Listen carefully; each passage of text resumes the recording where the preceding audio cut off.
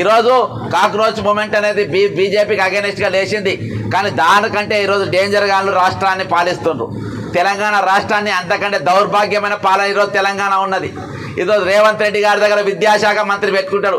నా అంత బాగా ఎవరూ చేయలేరు కాబట్టి నేనే పెట్టుకున్నాను అని అంటారు రేవంత్ రెడ్డి గారు. అవును, నీ అంత బాగా ఎవరూ చేయలేరు, నీ అంత బాగా ఎవరు ముంచలేరు కాబట్టి ఈరోజు విద్యా కమిషన్ చైర్మన్ ఆకునూరు మురళి గారు రాజీనామా చేసి పీకిండు. నేను అది చేస్తా ఇది చేస్తా అన్నాడు. నువ్వు ఏది చేసే అవసరం లేదని అంటే నేను ఏది చేసే అవసరం లేదు, అప్పుడు నేనెందుకు అని చెప్పి రాజీనామా చేసిన పరిస్థితి. ఈరోజు రేవంత్ రెడ్డి గారు ఆలోచించాలి. ఈ తెలంగాణలో ఈరోజు మిగిలిన బడ్జెట్తో ఏర్పడే తెలంగాణ, ఆనాటి ప్రభుత్వం తెలంగాణను ఎక్కడికి తీసుకుపోయింది, ఈనాటి ప్రభుత్వం ఎక్కడికి తీసుకొని వచ్చింది. ఈరోజు ఇక్కడ ఉన్న బీసీ బిడ్డలు విద్యార్థులు ఈరోజు ఏదైతే ఫీజు రియంబర్స్మెంట్ అందక ఈరోజు ఎర్రటి ఎండలో మరి ఇక్కడ మలమల మాడిపోతూ ఉంటే మరి చుట్టూ బొగ్గుబావిలో ఉంటాయి.